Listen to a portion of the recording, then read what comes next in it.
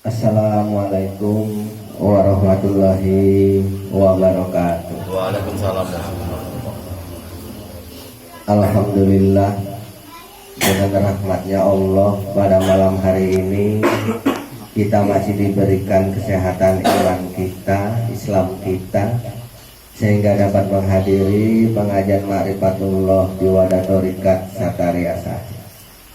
Mudah-mudahan apa yang kita kaji pada malam hari ini semoga bermanfaat untuk diri kita, agar diri kita lebih baik melangkah ke depan, lebih dewasa pola pikirnya, lebih bijak perbuatannya untuk menghadapi kehidupan dunia ini sampai kehidupan di akhirat nanti, yaitu hidup setelah mati.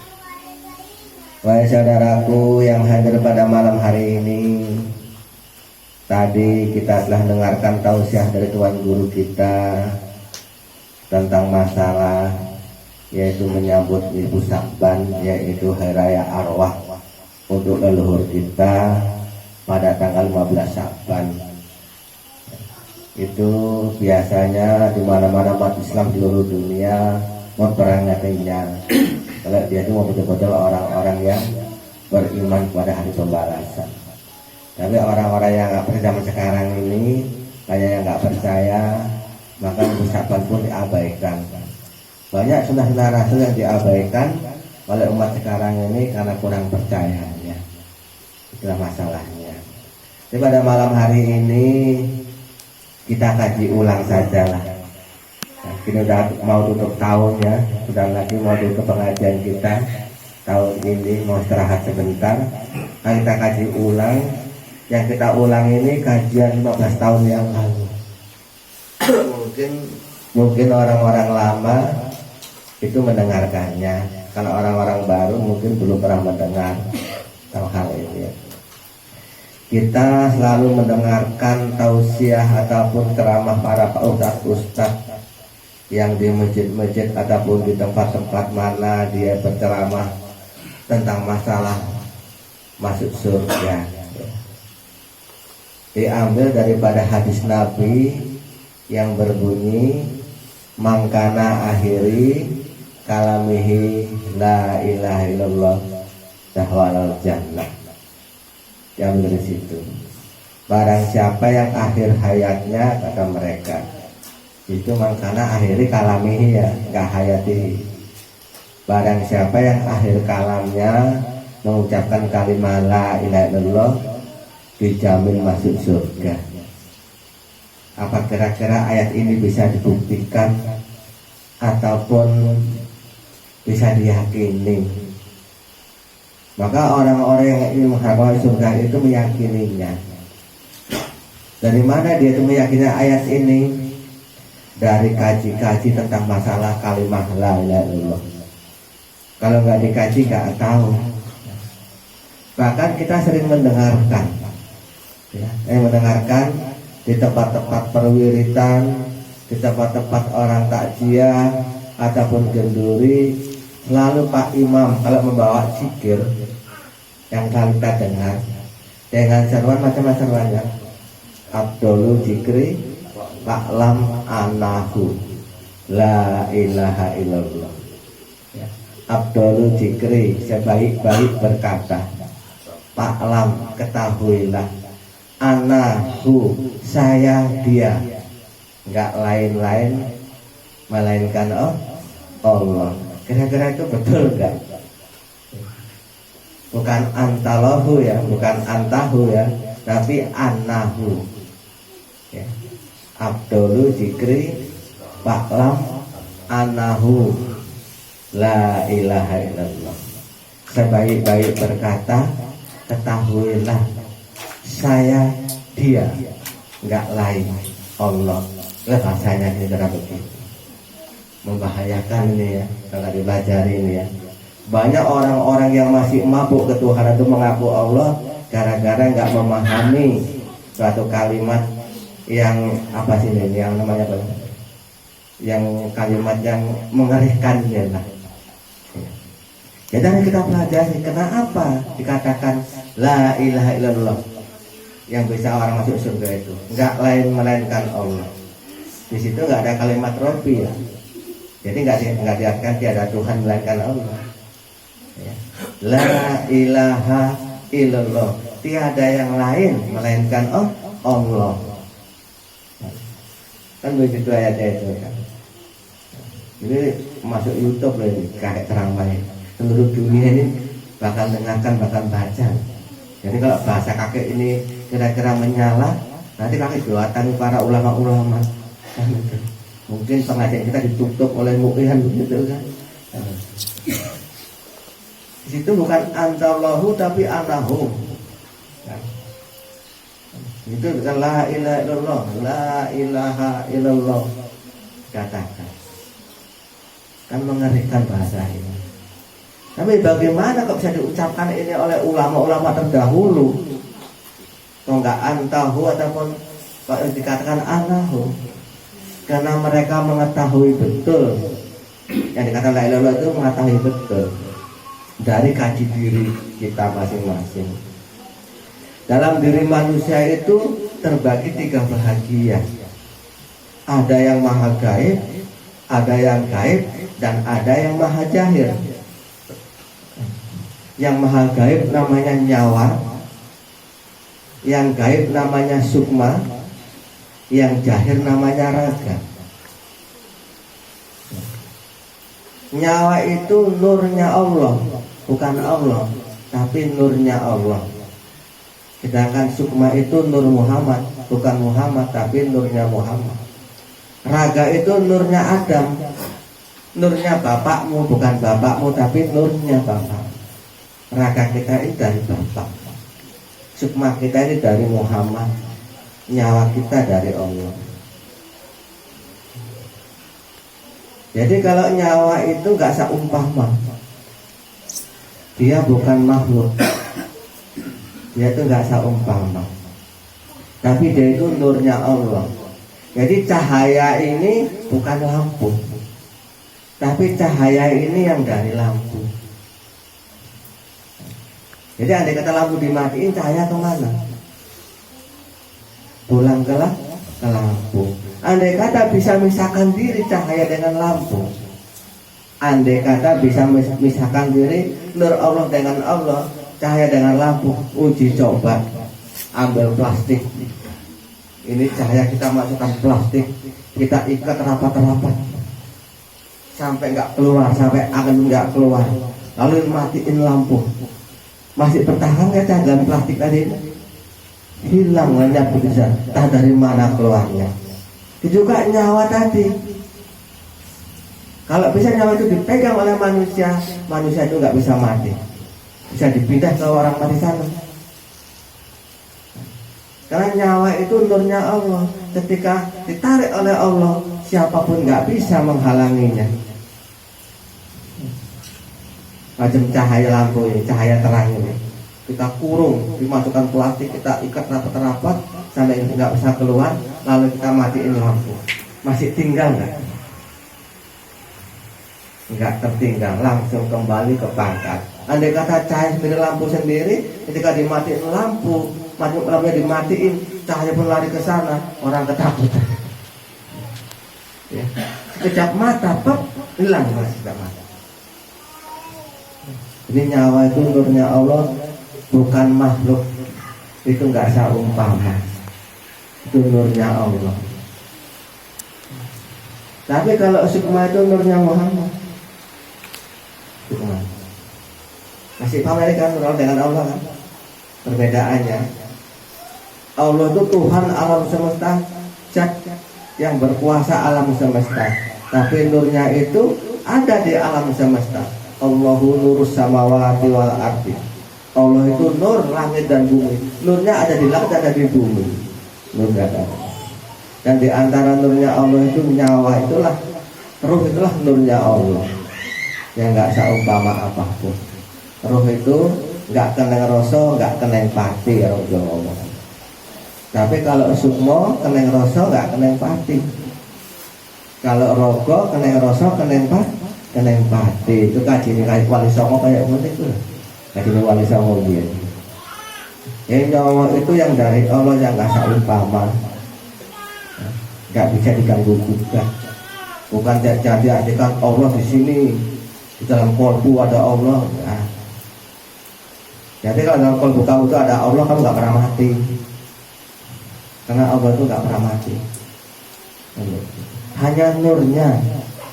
Di dalam rumah itu bukan matahari, tapi cahaya matahari. Cahaya matahari. Ingat-ingat itu kaji ma'rifatnya itu. Jangan sampai salah pengertian. Banyak orang mengaku Allah dirinya, tapi sifatnya jauh daripada Allah.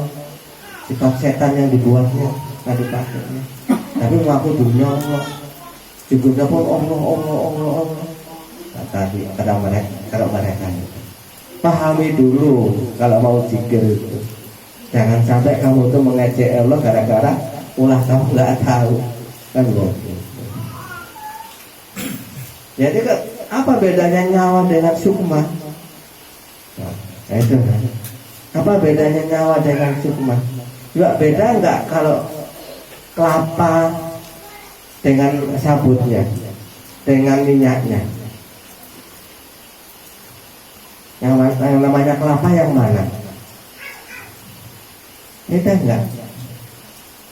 Ini kelapa, ini minyak kelapa, ini sabut kelapa. Kalau kita kupas-kupas ya beda. Kalau dari satu kan namanya kelapa. Jadi sukma itu makhluk Allah yang gaib, yang pertama kali ada sebelum ada langit dan bumi. Kalau bahasa umumnya roh, kalau bahasa umumnya. Kalau kita kaji, roh itu bukan benar, nggak umpama. Kalau sukma masih bisa dipegang, kalau sukma itu masuk ke dalam botol masih bisa. Tapi kalau nyawa nggak bisa dibagikan kemana-mana pun. Walaupun dia itu cahaya gelap. Coba kamu ambil cahaya gelap. Jika kamu gelap, kamu masukkan gelap dalam plastik. Kamu pastinya gelap juga. Lalu kamu hidupkan lampu, gelapnya hilang nggak? Hilang. Tapi kalau sukma bisa dipegang. Bisa dipegang karena dia itu benda, dia itu makhluk yang awal dan yang akhir, yang zahir dan yang gaib. Wal awalu wal akhiru wal zahiru wal batin itu. Dia yang awal, dia yang akhir, dia yang zahir, dia yang gaib. Maka orang mati itu yang supaya udah keluar daripada badan, raganya dikubur di dalam kuburan tanah, supaya didoai macam mana? Allahumma bilahu warhamhu. Jadi sukma ini satu benda yang asal usul dari Nur Muhammad. Kalau kamu udah tahu kan dari mana sukma kamu kan, itu rahasia kamu. Tapi kalau bahasa kaji umumnya dari Nur Muhammad. Kan Muhammad itu bapak dari segala yang hidup. Yang hidup itu sukma. Yang hidup itu sukma itu kena rasa tapi nggak kena batin. Sukma itu bisa misahkan diri dari nyawa, bisa misahkan diri dari nyawa. Contohnya begini, orang tidur, sukmanya sedang mimpi keluar, tinggal raga samanya nyawa. Maka ada satu ayat mengatakan nawir qalbi bidzikri la ilaha illallah sirru asrori bidzikri Allah asra arwahi bidzikri hu. Jadi ketika sukma meninggalkan badan, meninggalkan nyawa, dia berangkat sendiri menuju ke alam mana? Timbul alam mimpi bagi orang yang tidur. Orang tidur tinggal raga dengan nyawa, ya kan? Tinggal raga dengan nyawa itu. Sukmanya entah kemana, malah kemana nggak tahu. Ya betul nggak kira-kira ya? Apa zikir dia? Allah. Yang kita perhatikan, kita dengarkan hanya hu. Sampai nunggu supaya datang. Kalau arwahi dicikri. Ketika sukma meninggalkan badan, hanya nyawa dengan raga, dia zikirnya enggak Allah. Jadi siapa yang zikir Allah itu? Nyawa, raga, sukma. Kalau nyawa zikirnya Karena orang tidur itu hanya nyawa dengan raga, maka zikirnya nggak Allah, tapi tapi karena zaman sekarang zaman ansur, dari mobil ansur, rumah diancur, pakaian diancur, semua pakai ancuran, maka zikirnya bukan lagi, zikirnya waktu tidur ansur sampai pagi. Karena banyak ancuran yang dipikirkan, tidurnya pun zikirnya ansur terus ansur sampai tua pun masih ngangsur, sampai istri pun diangsur. Mana mau dikontan itu kan, diangsur tiap 1 hari 2.000 kan diangsur gitu kan. Sebulan udah 6 juta terasa diangsur. Jadi kalau sebulan dikasih 6 juta cukup sebulan lagi nggak kira-kira sama istri? Nggak cukup. Kalau diangsur cukup sebulan 6 juta. Nah, kalau itu 6 juta dikasih sama istri kita paling 2 hari habis duitnya. Nggak cukup sebulan tak akan datang. Maka pakai ansuran biar cukup. Begitu. Ya jika Allah itu sukma. Kalau udah kakak kasih tahu dari mana asal sukmamu. Kan begitu. Anak Abu Arwahi wa Adama Abu Basari yang doa itu. Sukma. Sukma ini yang mendapat siksa dunia dan akhirat. Jadi kalau bahasa apanya itu jiwa, kalau bahasa Indonesia. Kalau bahasa Arabnya nafsu. Bahasa Arabnya. Ya. Kalau dikatakan nafsu. Ya ayat Tuhan nafsul mutmainah, hai jiwa-jiwa yang baik. Irji'i ila rabbiki radiyatan mardiyah, kembalilah kamu kepada Allah dengan hati yang ridho dan ridhonya. Lalu itu rabbiki, kembalilah kamu kepada Tuhanmu, bukan Allah, kepada Tuhanmu. Irji'i ila rabbiki radiyatan mardiyah, kembalilah kamu kepada Tuhanmu dengan hati yang ridho dan ridhonya. Jadi yang dipanggil oleh Allah itu bukan nyawa, tapi sukma. Jadi bisa kamu kembali kepada Allah kalau sukmamu tadi itu belum betul kamu kaji. Maka kamu zikiri Allah itu sukmamu itu jadi sukma yang baik. Kan begitu. Tapi kenyataannya sukma kamu itu kalau bahasa Indonesia jiwa kamu itu rusak. Dirusak dengan setan. Sukma itu disuruh pakai sifatnya Tuhan, suruh pengasih, suruh penyayang, suruh pemaaf, suruh penyabar, suruh ikhlas, suruh ridho tadi kan. Itu yang bisa kembali kepada Tuhannya. Tapi andai kata kamu masuk sifat setan, sifat dendam, sifat benci, sifat sombong, sifat takabur dalam jiwamu dalam sukma tadi itu, apakah kira-kira Allah itu mau menerima kamu? Nggak mau kan? Maka itu hati-hati. Jangan segampang jika Allah tapi sifatnya setan. Dendam masih tebal hatinya, marah masih tinggi emosinya. Marah sifatnya siapa? Nah kalau nengok setan nggak perlu pakai bahasa mantra-mantra ataupun apa. Kalau nengok setan, kalau kamu marah kamu kacau, kamu udah jumpa sama setan. Wujudnya memang manusia. Tapi ketika manusia itu pakai sifatnya setan, jadi manusia itu kemasukan setan. Ya Pak, kue itu wujudnya itu ya kue begini. Kalau dikasih gula, rasanya rasa apa? Rasa gula manis kan?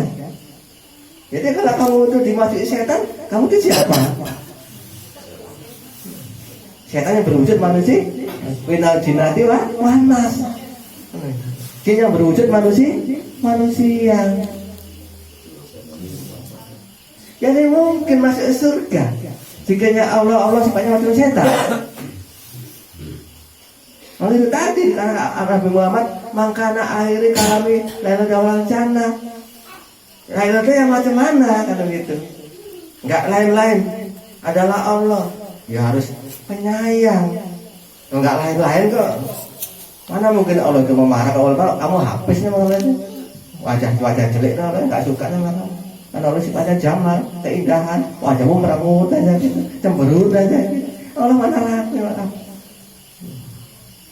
Kan begitu. Jadi nggak segampang itu. Zikir Allah, zikir la ilaha illallah. Kalau sifat kita itu nggak kita rubah, memang betul-betul la ilaha illallah. Nggak lain-lain. Allah itu pemaaf. Ya kami pemaaf. Namanya Allah. Allah itu penyabar. Kami pun penyabar. Harus diimbangi. Sampai manunggale kawula Gusti. Menyatunya sifat sama zatnya. Kan begitu. Barulah kalimat la ilaha illallah tadi itu laku masuk surga. Nggak ada jin masuk, setan masuk surga. Nggak ada. Kan begitu. Walaupun kamu isilah 1 hari 5.000, kamu isi 10.000, kalau setan tetap setan. Nggak bisa berubah. Makanya kita utamakan sifat kita rubah dulu, baru zikir kita itulah laku terhadap Allah. Begitu cara kerjanya. Ini kajian 5 tahun, 15 tahun yang lalu. Mungkin masih anak-anak kamu. Yang lama ngaji mungkin sudah dengar. Jadi 5 tahun yang lalu kalau udah diajarin macam begini, saya sekarang masih setan juga. Kan sedih itu kajiannya. Ya berubah lah. Jadi Muhammad kan begitu kan. Karena sukma itu dari Nur Muhammad. Jadi Muhammad itu pakai sifatnya tuh Tuhan. Walaupun dia itu dimusuhi, dia tetap pemaaf Muhammad itu. Contohnya Nabi Muhammad. Kan begitu. Enggak pernah nyalakan orang. Pernah ada nyalakan orang? Enggak pernah. Sekarang pakai serban pakai jubah, wah kamu sesat, berdoa kafir. Itu Muhammad yang mana? Apa mau matain kan? Nasib kamu itu dari Nur Muhammad. Pakai sifat, pakai sifatnya Muhammad. Muhammad itu pakai sifatnya Allah. Baru zikirnya laku. Karena Muhammad tadi itu nggak pisah dengan Tuhan. Tuhannya wati roha, wati Rasulullah. Begitu. Jadi sukma itu penting kamu kaji, kamu latih diri kamu itu. Jangan sampai sukma kamu itu terpanggil oleh Allah dalam keadaan kotor, mengandung sifat setan. Sifat hewannya aja udah kotor, sama sifat setan. Nah kotor apalagi sifat setan. Orang yang nggak mau belajar agama, orang yang nggak mau nuntut ilmu, perintah Nabi tidak ada sampai kelelahan nuntut ilmu. Yang nggak menuntut ilmu hanya dunia saja yang kamu pikirkan, itu terkotor dengan sifat hewan. Kalau hijrah ke sana, ke lain kampung, menyampaikan agama, itu namanya hijrahnya Nabi. Kalau hijrah ke lain kampung cari makan, itu namanya hijrahnya sapi. Sapi kemanapun nyari makan.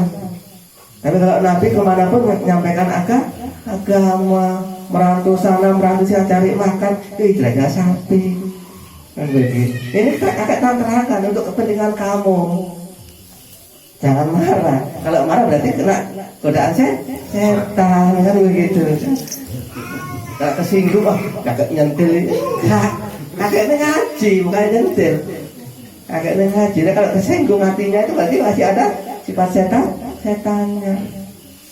Kan begitu. Coba kamu ikuti nanti saran ini. Barulah pantas kamu katakan mangkana akhiri kalamihi la ilaha illallah dawal jannah. Baru pantas itu sama kamu. Tapi kalau belum begitu, cara kerjamu itu belum kamu olah sukmamu yang dari Muhammad tadi itu seperti Muhammad, maka nggak pantas kamu ucapan itu. Malu ucapan Allah kalau masih pemarah, masih pendendam. Allah itu penyabar, Allah itu pemaaf, Allah itu kasih sayang, nggak pernah dendam untuk tetangganya, nggak pernah jelek-jelekan yang lain. Allah itu Muhammad itu selalu pemaaf yang lain. Apa dilempar dengan batu dan kotoran orang saja, dia tetap sabar. Maaf dia itu belum tahu kan. Maklumkan sajalah, mereka kan belum tahu kata Muhammad. Mana tahu nanti anak turunnya ada yang tahu, ada yang beriman. Itu hebatnya Muhammad. Kita enggak, kalau debat ini enggak angkat parah. Allahu Akbar tapi angkat parah. Itu. Memang seluruh manusia, seluruh Allah dalam dunia ini bertasbih. Subhanallahi ma fis samawati wal ardi. Bertasbih kepada Allah apa itu termasuk setan. Kalau setan kan ada yang di langit dan di bumi kan, kita bertasbih. Tapi Allah apanya itu apa? Untuk menguntungkan, untuk merugikan. Kalau Allah apa itu membela kebenaran mungkin untung. Kalau Allah yang membela kesombongan, orang yang sombong dibela-bela itu merugikan. Sombong sifatnya siapa? Sifatnya setan. Maka dulu iblis itu yang sombongnya nggak mau sujud ke makam Adam. Wa idh qala ilal malaikati isjudu li Adam. Fasajadu ila iblis aba wastakbara wa kana minal kafirin. Kan begitu ayatnya. Jadi sukma itu asal usulnya dari Nur Muhammad. Maka kajilah sukmamu, jiwamu, nafsumu itu diolah seperti Nabi Muhammad. Karena dia asal usulnya itu dia. Nyawamu asal usulnya Allah. Maka sukma sama nyawa itu dekat. Muhammad dengan Allah itu dekat. Kan begitu. Dan ragamu itu asal usulnya Adam ataupun bapak kamu tuh Bani Adam. Maka hormati orang tuamu yang sama kamu berjasa. Kata Pak Guru tadi itu, dia waktu mau datang hari raya Idul Fitri, ingin anaknya tadi itu punya sangu, punya baju baru, makan enak, bisa piknik, dia rela lembur kerjanya. Dia rela lembur kerjanya, banting tulang, dalam keadaan demam pun nggak peduli. Yang penting hari raya bisa buat kue, bisa menyenangkan keluarganya. Itu orang tua. Hargai. Gara-gara itu supaya orang tuamu itu terkotori. Gara-gara kamu supaya orang tuamu terkotori dengan sifat hewan tadi. Maka sekarang orang tuamu udah kembali ke alam sukma. Di bulan ini orang tuamu itu dipanggil oleh Allah menghadap. Maka dikatakan bulan Tuhan dan Rajab itu. Bulan dipanggil, maka alam barzah ini kosong kecuali penghuninya orang munafik dan orang kafir. Orang yang beriman dipanggil oleh Allah menghadap. Untuk apa? Untuk menerima amanah untuk anak keturunannya, yaitu puasa pada bulan Ramadan. Untuk menyampaikan amanah dari Tuhan kepada anak keturunannya, yaitu suruh puasa pada bulan Ramadan. Maka dikatakan puasa itu untukku ada Allah. Sekarang itu naik ke hadapan Allah orang tua. Itu udah kasih tahu berapa hari melewati padang maksa, 12 hari, maka wajib puasa walaupun 1 hari. Setelah ada halangan. Sekarang udah di hadapan Tuhan, sana itu nunggu pulang. Kapan pulang dari Tuhan ke dunia ini? Itu turunnya pada 15 Sa'ban. Katakan hari raya Arwah di bulan Ruwah. Turun berdatangan para arwah dari langit, kalau bahasa umumnya datang ke dunia ini, yaitu mendatangi anak cucunya. Inna nahnu nuhyil mauta wa natubu ma qadamu wa asarahu wa kula sayyid asainahu bi imamin mubin. Allah bangkitkan orang-orang telah mati. Allah tulis segala amal ibadahnya. Allah lihatkan bekas-bekas peninggalannya. Allah himpun pada imam yang nyata. Maka dihimpun oleh Allah itu pada imam yang tepat makom-makom wali untuk turun ke dunia ini, untuk menjumpai anak-anaknya, untuk ngabari akan datangnya bulan Ramadan disuruh puasa. Maka puasalah nanti. Nanti kamu nggak mau puasa, tapi dia harus sebabnya ya. Gak mau dia, gak mau puasa, betul-betul durhaka kamu. Gak menghormati jasa orang tuanya. Nanti orang tuanya pulang dari dunia ini pada yaitu 1 Syawal sampai 6 Syawal, berbondong-bondong pulang ke Tuhan. Maka itu adalah hari yang ngupat, hari raya kupat. Orang tuanya ngupat, nyawa anaknya gak mau masih sanggup orang tuanya, nggak mau beramal baik untuk orang tuanya, maka pulang dengan menangis orang tua yang upah. Ya Allah, kebanggaan anak-anak. Kadang jawab gitu.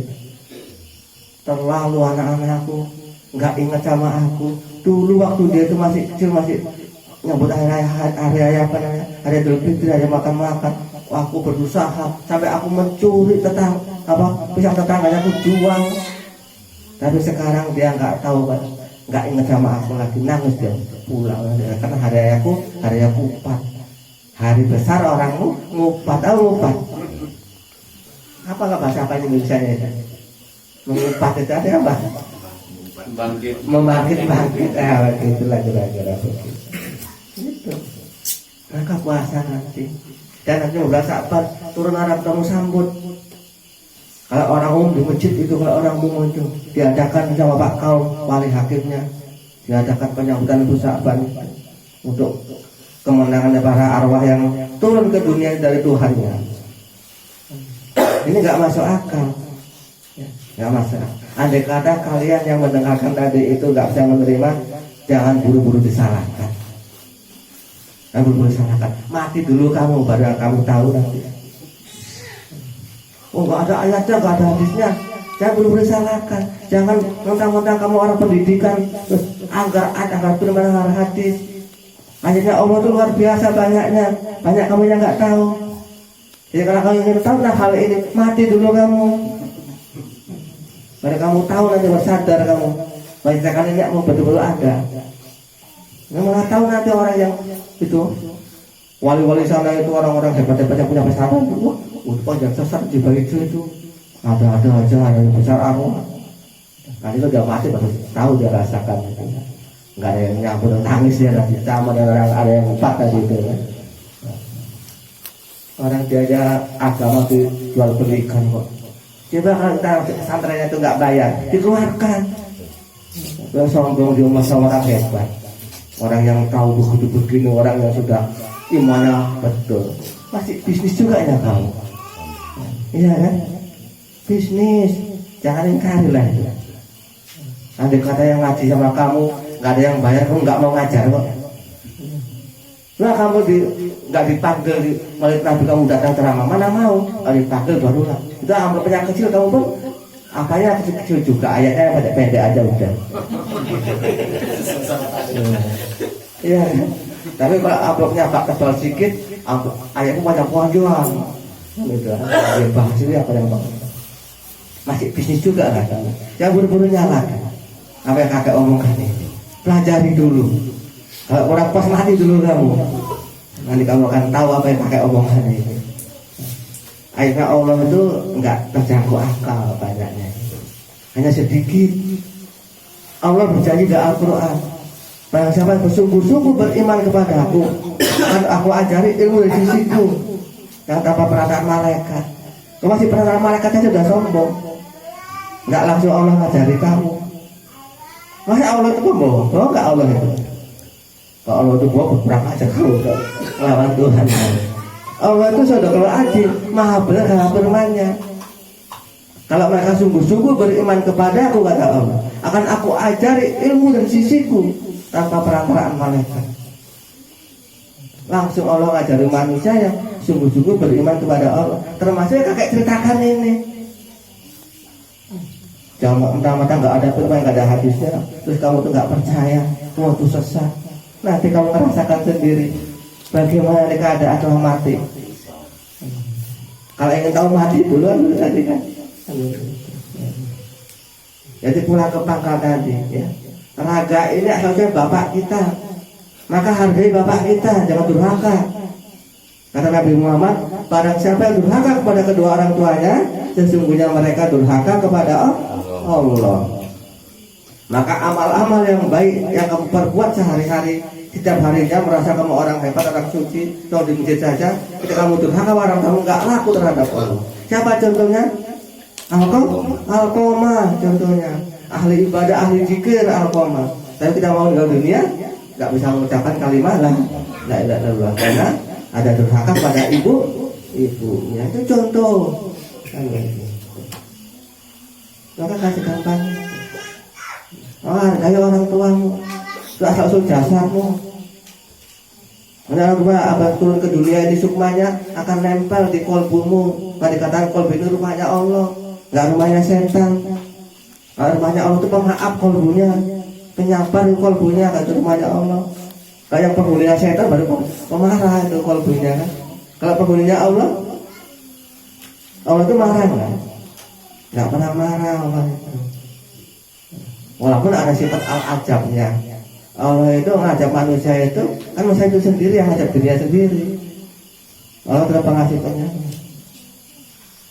Sukma Rabbana akan turun kepada kamu itu di kolbu, maka benahilah kolbumu, suci yang betul-betul dengan sifat-sifat Tuhan. Jangan ada setannya.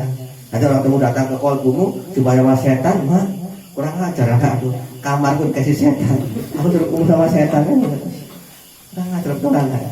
Mau kamu nanti kalau datang sama orang tuamu, datang sama anakmu kamu mau datang anakmu yang di kampung lain, terus masukkan kamar sama anakmu dikasih genderuwo dalam kamar itu, mau nggak kira kamu dapat genderuwo?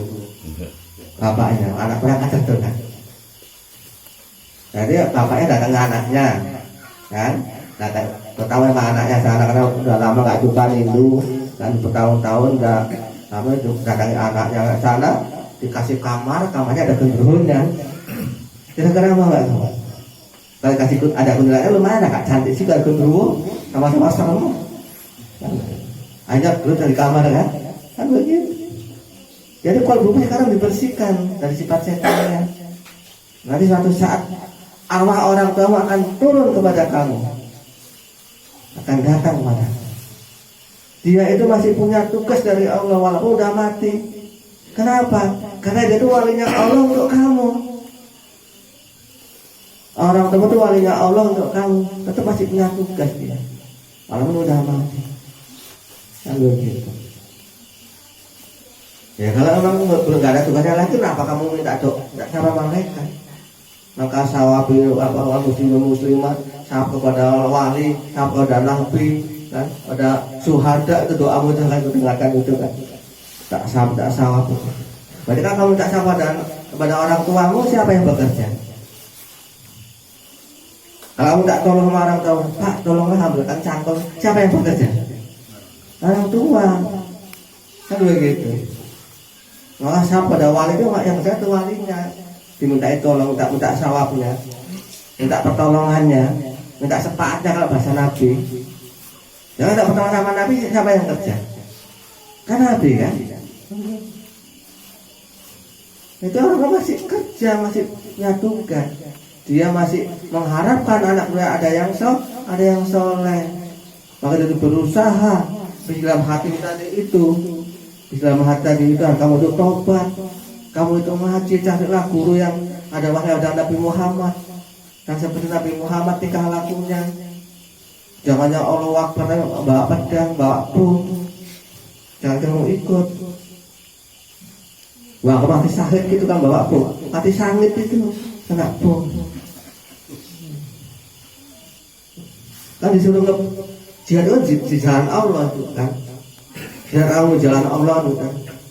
Jangan jalan Sutomo, jalan Tamrin. Kok jihadnya di sana? Yang disuruh jihad ke jalan Allah, gak di jalan Sutomo, gak jalan Tamrin. Ini sekarang apa ya jadi jalan Tamrin? Allah waktu jalan Tamrin udah mencari orang yang tahap aja. Orang jualan nasi tutup, haram kan? Cemana ini? Memang betul pakaianmu tadi itu, tapi hatimu kotor kan? Mengadu kesombongan paling suci. Maka hargailah orang tuamu. Sebaik-baik iman marahi orang tuanya. Balas budi terhadap orang tuanya. Sebaik-baik jiwa. Contohlah Muhammad, Nabi Muhammad. Sebaik-baik jiwa.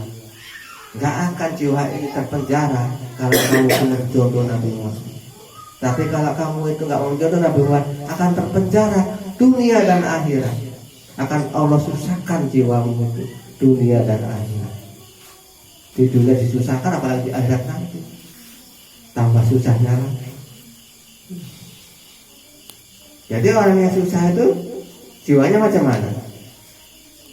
Kalau kesah kan, ya kan, susah. Maka Allah nggak rasa bahagia kan. Walikuli humajati lumajah nilaji zama amalau adada ya sabu anamalau alada kala yang baca napil hutoma. Celaka orang keluh kesah yang selalu mengumpul-kumpulkan harta, yang selalu menghitung-hitungnya, dan akan tercampak ke neraka hutoma. Itulah jiwa kita yang kotor, maka selalu keluh kesah, ditipu dengan setan. Maka tercuci dengan sifat-sifat Tuhan. Gak akan bisa jiwa tadi ini suci kalau gak dimasuki sifat Tuhan.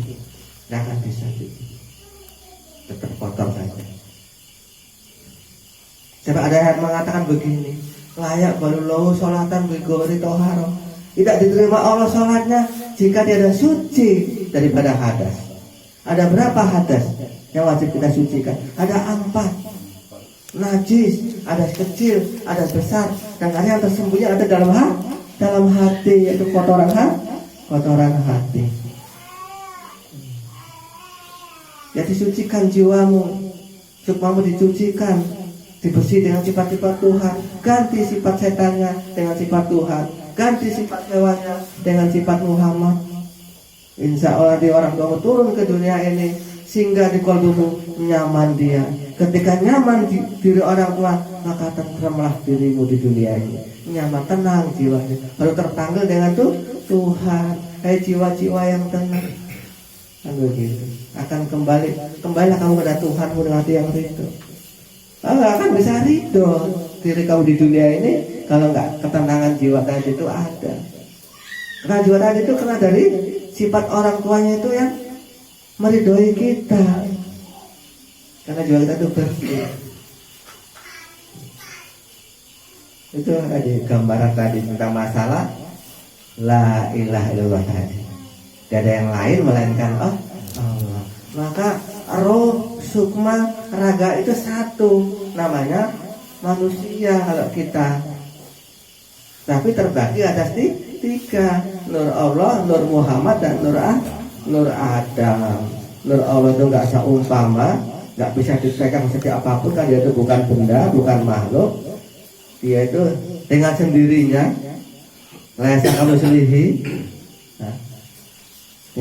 Yang utama tidak sendirinya, nggak bisa diatur, nggak bisa terjangkau akal. Tapi sukma itulah makhluk yang pertama ada di muka bumi ini. Sebelum ada langit dan bumi, sebelum ada siapa-siapa, sukma itulah pertama. Dulu sukma kamu ditanya oleh Allah, alastu merobiku, bukankah aku ini Tuhanmu? Bala ya Rabbi syahidna, benar ya Tuhan, aku saksinya. Ditanya dulu, udah pernah ditanya. Nanti kan ditanya lagi di dunia ini. Ditanya lagi. Nggak dikatakan oleh Pak Imam tadi itu yang membawa cikir, Abdul Cikri Pak Lam Allahu la ilaha illallah hayun maksud hayun maksud. Nah hayun apa itu? Hayun-hayunan pun bisa juga. Tiap hari dibaca, diseru, dizikirkan, tapi toh kok nggak bisa hilang setannya dan dada masih juga ada juga. Kenapa? Karena nggak dipelajari tadi. Ini yang membahayakan bagi manusia, yakin kepada hadis, tapi kenyataannya kita rugi di dalam suatu permainan. Contohnya begini, contohnya. Kamu yakin ajaran itu kan menjalin manusia kan? Makana akhiri kalamihi la ilaha jannah. Barang siapa yang akhir hayatnya, kalau bahasa umumnya kan, mengucapkan kalimat la ilaha sampai masuk surga. Kamu mengandalkan itu saja, cukup loh, termasuk surga la ilaha. Ini enggak tahunya kesulitan masuk neraka, kamu enggak tahu. Apa contohnya kira-kira? Contohnya begini, contohnya ini. Karena kamu tuh kurang mengerti, kurang mengetahui.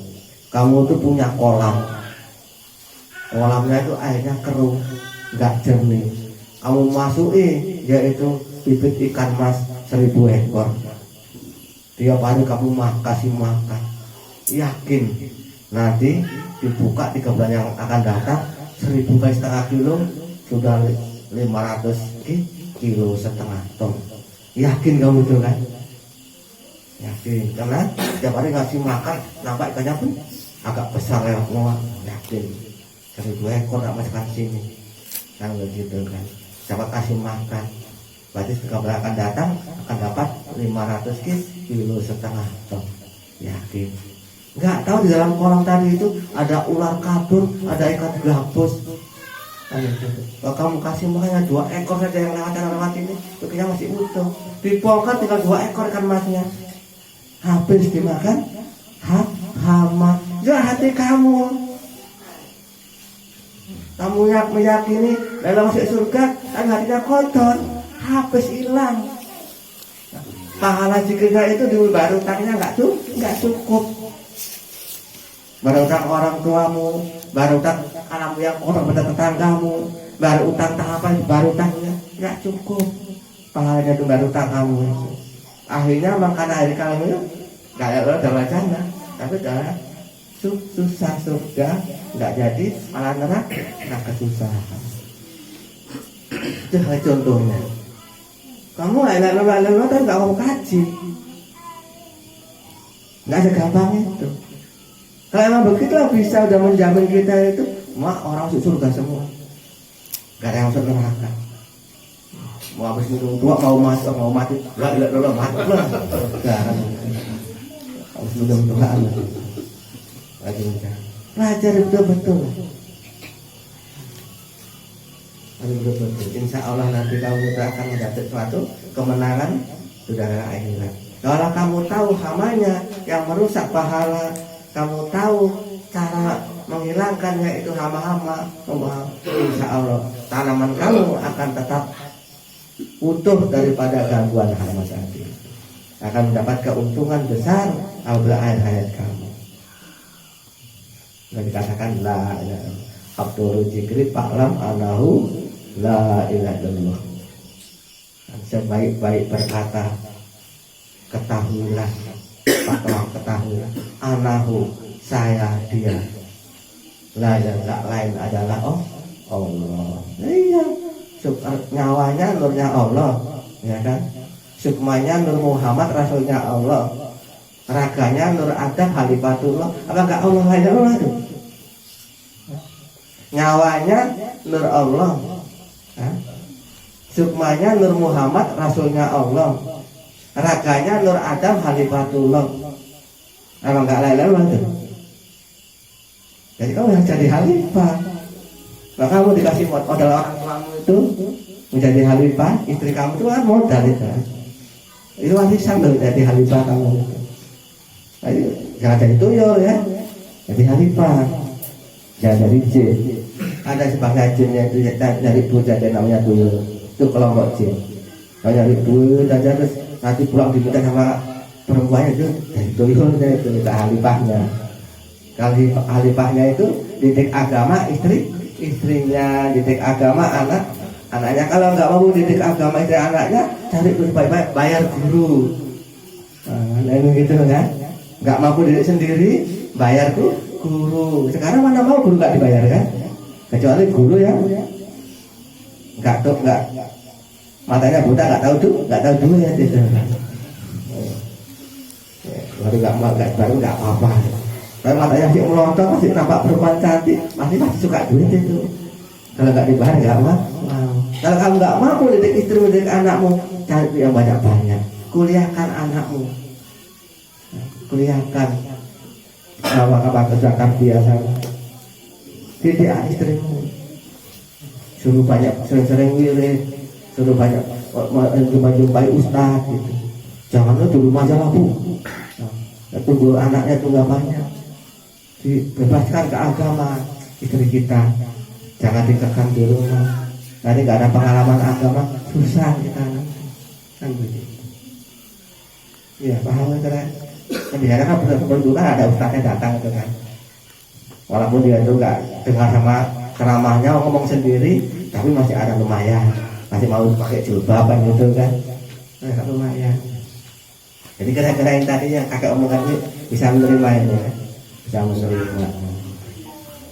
Jadi nggak segampang mengucapkan kalimat Allah kalau nggak tahu pengajiannya. Siapa yang zikir Allah sukma? Siapa yang zikir la ilaha illallah? Turah. La ilaha itu kalau kamu kaji, kamu tuntut ilmunya, itu bisa tahan pukul, bisa tahan parang itu, bisa menahan santet. Nah, itu kalimat sempurna. Kalau Allah belum sempurna, karena dia itu masih gaib. La ilaha itu udah johir, gaib dan maha gaib itu. La ilaha itu ilmunya Adam. La ilaha Allah, ilmu Tuhan, ilmu Muhammad, ilmu Adam. Jadi Adam ilmunya apa? Allah. Kan dia ngambil dari Tuhan, maka la ilaha illallah. Pakai itu untuk kebutuhan kamu dunia dan akhirat.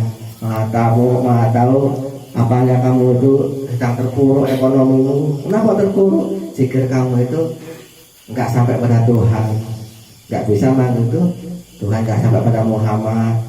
Coba kamu, maka nggak dapat pertolongan Muhammad. Nah, tahu sakitmu itu nggak sembuh, karena zikir kamu itu nggak sampai kepada Tuhan, nggak la ilaha illallah. Kan begitu. Raga ini kan dari orang tua. Kalau durhaka sama orang tua kan kamu dapat siksa rasanya. Sukma ini milik Muhammad. Kalau kamu nggak mau perjuangan Muhammad, nggak akan dapat apa-apanya. Nyawa ini milik Allah. Kalau sukma nggak numpang kepada nyawa, nggak akan kembali kepada Allah. Kalau semua itu bisa keluar sendiri. Namanya robo sukma. Jadi raka ditinggalkan, sukma numpang kepada nyawa, kembali kepada Tuhannya. Barulah benar kajimu, baru benar kamu itu pengalaman hidupmu gitu. Jadi nggak segampang dikira Allah, nggak segampang dikira Allah, harus dikaji dulu baru diucap, diikrarkan dengan lidah, ditajikan dengan hati, diperbuat dengan anggota badan. Kan begitu kan? Itu kan kesempurnaan zikir. Maka jadi kalau bahasa kakek jajim berpikir, enggak gobloki. Jajam berpikir, cerdas berpikir. Namanya zikir, jajam berpikir, enggak gobloki. Makin zikir makin cerdas. Pak lam anahu kan, ketahuilah saya dia gitu kan. Jadi kalau udah kamu itu dia, apanya ya dia? Anahu, saya dia. Kalau udah dia, apanya yang dia? Sifatnya yang dia. Penyayang, itu sifat dia. Penyabar, sifat dia. Pemaaf, sifat dia. Ikhlas, sifat dia. Itu yang dikatakan anahu, saya dia. Jadi kalau nggak mau sifatnya Tuhan yang kita bakokkan dalam diri kita, ya nggak anahu. Maka itu harus betul-betul kamu pahami. Anahu itu beruntung dunia dan akhir. Anahu itu kalau ditahan, bisa dia itu menguasai dunia ini. Kalau santet itu kecil, itu anak-anak. Kalau zaman kakek itu anak-anak kecil itu bisa nanas masuk di perut orang. Masih anak-anak orang itu. Kelapa dicuri bisa masuk perutnya orang. Ada orang yang mati itu masih di kota anak-anak. Dan anak-anak itu kecil bisa muntah darah itu masih anak-anak. Kalau orang yang betul-betul anak muda itu bakok dalam hatinya, diperbuat dengan anggota badannya, diyakini dalam hatinya, itu nggak akan laku semuanya itu. Tertolak semuanya saat itu. Kenapa? Ada kekuatan Tuhan pada dirinya. Nggak ada yang mampu makhluknya Allah melawan Tuhan. Begitu. Kenapa kita kena santet? Kenapa usaha kita kena guna-guna? Karena kekuatan Tuhan belum menyatu pada kita. Karena zikir kita masih kosong. Itulah pengertiannya. Mungkin agak panjang lebar ini ya. Makin bingung nanti kamu kan.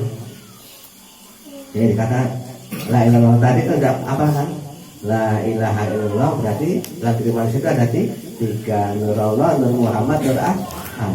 Semua itu adalah la ilaha illallah. Nur Allah yang jadi nyawa, ya. Nur Muhammad jadi sukma, Nur Adam jadi raga. Muhammad itu adalah rasulnya Allah, Adam itu halifah tuh.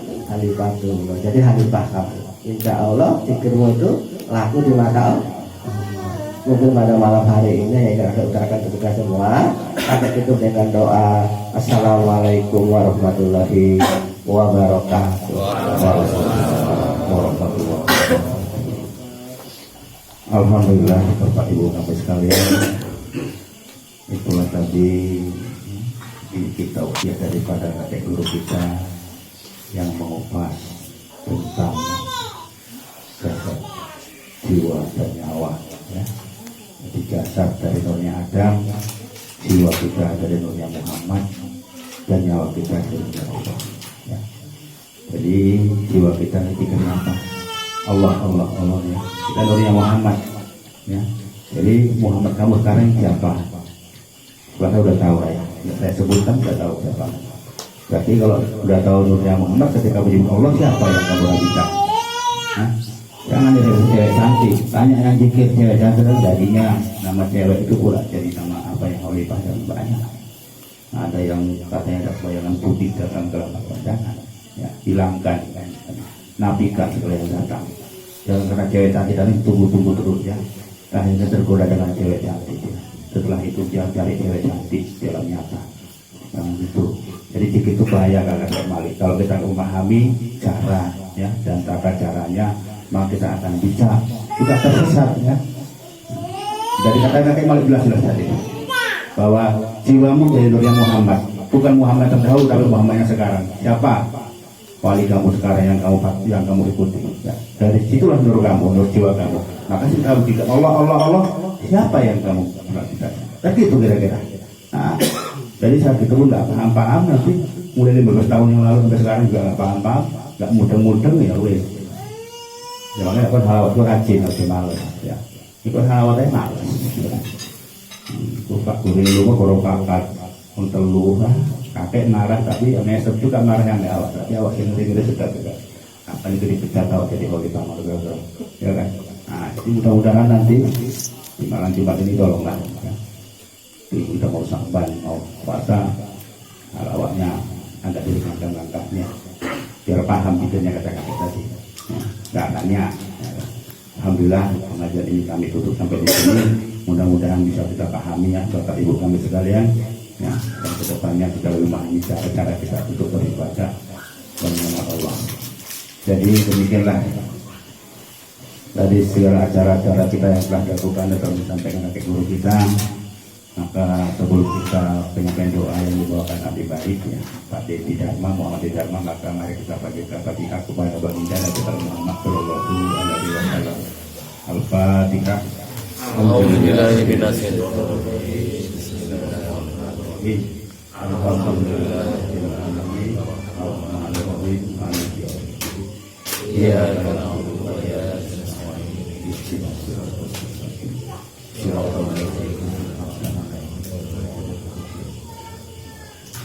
Ya Allah, ya Tuhan kami, sampaikanlah kabilah Fatihah kami khususnya kepada Tuhan yang dari dan Nabi Muhammad Sallallahu Alaihi Wasallam. Semoga pertama dia lakukan Tuhan kepada beliau agar sampai kami selipan syafaatnya dari kehidupan dunia maupun kehidupan akhirat. Amin. Assalamualaikum warahmatullahi wabarakatuh. Waalaikumsalam warahmatullahi wabarakatuh.